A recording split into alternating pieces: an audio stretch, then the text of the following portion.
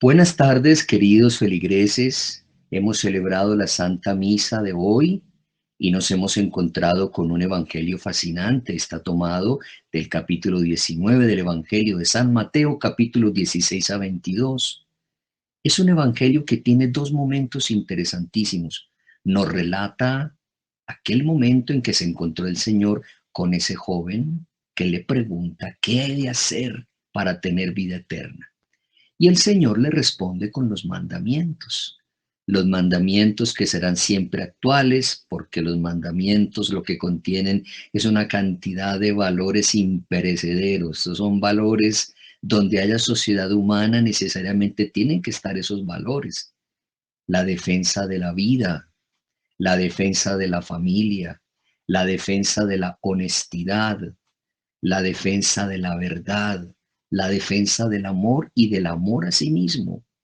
Acordémonos cómo el Antiguo Testamento trae permanentemente el reclamo de Dios a su pueblo, porque su pueblo se le olvidan esos mandamientos.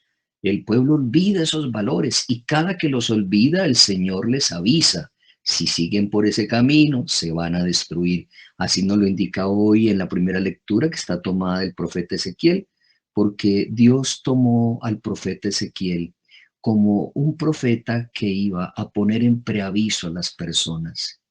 Eso es muy importante lo que hace Dios.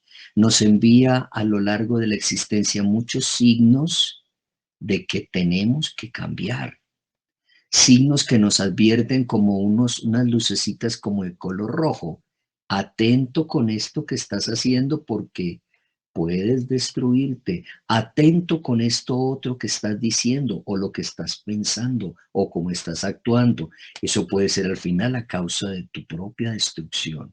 Entonces Dios en el Antiguo Testamento hace esa tarea con su pueblo, advertirle para que no caiga en el pecado.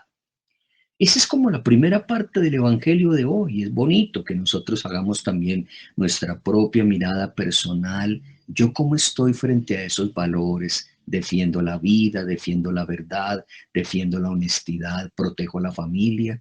¿Qué más debo hacer para proteger esos grandes valores? Eso es como una parte esencialísima de toda la Biblia. Pero viene un segundo momento y es la pregunta del joven, como yo ya hice todo eso, Señor, yo ya lo hice, ¿qué más me falta? ¿Qué más te falta? Entonces aquí, para entender la respuesta que le da Jesús, de que vaya y se deshaga de lo que tiene y lo siga, la respuesta que le da Jesús está totalmente centrada en el modo de vivir el Señor Jesús. Del modo de vida del Señor Jesús hay que decir tres cosas. La primera, Jesús vive como vive un itinerante. Jesús vive como un caminante. Jesús es aquel que se sale hasta de su país para entrar en tierras extranjeras, las ciudades de Tiro y de Sidón, como nos contaba ayer el Evangelio del domingo, o es capaz de salirse de su propio país y entrar en la tierra de los samaritanos, aunque al final no lo vayan a recibir, pero Jesús va, viene, entra, sale, va por un camino, va por otro, porque lleva en su corazón esa pasión de encontrar a la ovejita descarriada. Es un verdadero caminante. Y además de ser caminante, segundo, Jesús es un verdadero profeta carismático. Es el Hijo de Dios que a donde llega atrae las multitudes. Su presencia, su palabra dicha con tanta autoridad que las personas quedan absolutamente convencidas de que estaban en la ignorancia y de que Dios les habló como habla el que tiene autoridad y que Jesús les ha revelado una cantidad de misterios sobre el reino que los ponen a hacerse unos cuestionamientos muy importantes. Por eso es imposible resistir a la palabra de Jesús. Cuando Él habla, atrae. Cuando Él habla, cuestiona. Cuando Él habla, renueva a las personas. Y no solamente les habla, sino que hace ante ellos muchos signos salvíficos.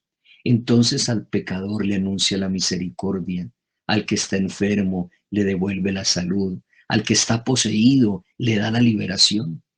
Y entonces ante esas palabras y ante esos gestos del Señor Jesús, imposible resistirse, un profeta carismático. Y tercero, Jesús también es un hombre desarraigado. ¿Cómo así que desarraigado? Sí, si es una persona itinerante que va y viene, pues es alguien que no tiene un lugar estable ni fijo para vivir, no cuenta con una oficina o con un despacho, no tiene una agenda para manejar los distintos horarios, no vive la vida con una pasión que por eso va entendiendo que para ser feliz y vivir plenamente no se necesitan tantas cosas. En su itinerancia, en su desarraigo, Jesús ha descubierto que la maleta, mientras más ligera de equipaje vaya, mejor. Que mientras cosas cargue uno sobre sí a lo largo de la vida, mejor. Porque hay muchas personas que a lo largo de la existencia cargamos sobre nuestros hombros tantos pesos, tantas maletas llenas de los malos recuerdos, de los rencores, en fin. No, Jesús invita al despojo, hay que despojarse.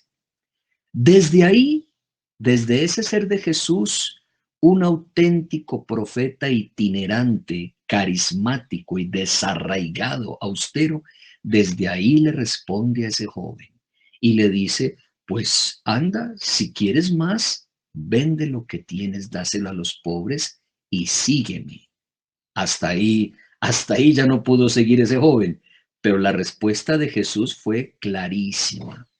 Y lo que es más claro es esto, que esa respuesta que le da Jesús, vaya y délo todo y viene, es una palabra que resume la misma vida de Cristo.